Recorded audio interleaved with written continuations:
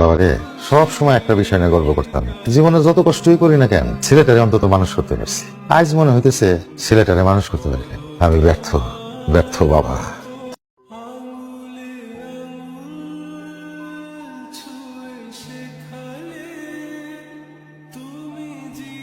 Sir মনে হয় অনেক খুশি হয়েছে।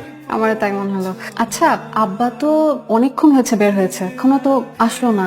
আবার তো একটু কাণ্ড জ্ঞান কম আছে, দেখো কোথাও গিয়ে আলাপে মশগুল হয়ে গেছে। না তো কে আসছে? ও বাবা, আব্বা কোথায় গেছিলেন আপনি? এই আশেপাশে একটু।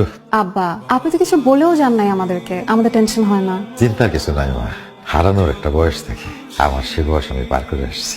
তারপরে এত রাত পর্যন্ত আপনার বাইরে থাকা উচিত হয় না। ওই রাতেই বাড়ির পথে রওনা হয়ে যাবো, আমি টিকিট কেটে নিয়ে আসছি। কি বলেন আব্বা, আপনি না আজকে আসলেন? হঠাৎ আবার কি হলো আব্বা? আপনি একদিনের জন্য আসলেনই বা কেন, আবার কেন এবার চলে যাচ্ছে? আপনার এইসব ব্যাপার তো আমি কিছুই বুঝতে পারছি না। ঢাকা শহরে আমার ভালো লাগে না, আমার দম বন্ধ হয়ে আসে। কিন্তু আব্বা আপনি এভাবে চলে যাচ্ছেন, আমাদের কোনো আচরণে কি আপনার মন খারাপ হয়েছে? কি বলো মা, তোমার মতো লক্ষ্মী মেয়ে হয়? তোর জন্য একটা জিনিস নিয়ে আসছি। কি এটা? দেখ তো কিছু মনে পড়ে কিনা। কি মনে করতে আপনি এসব কি রসিকতা শুরু করছেন? তুই তখন ছোট, এই মালসার মধ্যে ভাতের ফ্যান গেলতাম, সেই ফ্যানের কিছুটা খাই আমি কাজে যেতাম, আর তুই বাকিটার মধ্যে একটু ভাত দিয়া খাই স্কুলে যেতি। সেইটা খাইয়েই তুই আজকে এত বড় মানুষ হয়েছিস, এত বড় অফিসার। আর আমি তোর সেই গরিব বাবাই আছি। আসি বাবা, ভালো থাক। সাথে এত রাত আপনি কই যান? আমার যেখানে থাকার কথা সেখানে যাই বাবারে।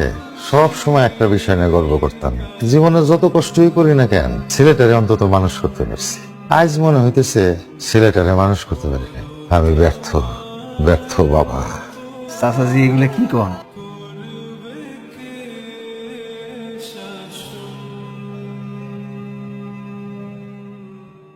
তুমি এটা কি করলে? আমি কি বুঝেছি নাকি এরকম একটা সিলি ম্যাটার নিয়ে আব্বা এমন নাটক করবে? এই জন্য গ্রামের মানুষ আমার একদম পছন্দ না। আজকে তোমার বাবা আছে তো, যেন তুমি বাবার মর্ম বুঝতে পারছো না। আমি জানি যার বাবা থাকে না তার কতটুকু কষ্ট। আঁকড়ে ধরার কেউ থাকে না যখন বাবা থাকে না।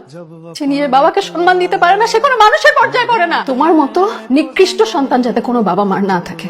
নীলা, তুমি একটু বেশি বাড়াবাড়ি। না, আমি বেশি বাড়াবাড়ি করছি না, বাড়াবাড়ি করছো তুমি।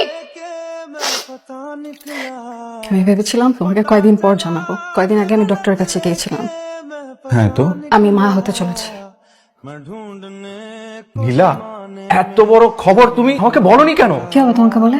কাল বাদে পরশু যখন আমাদের সন্তান আসবে, ওই সন্তান যখন তার বাপ মাসে এমন করবে তখন তোমার কেমন লাগবে? তখন তুমি বুঝবে বাপের কষ্ট। তোমার বাবা তোমাকে তিল তিল করে মানুষ করেছে, সব ভুলে গেছো তুমি।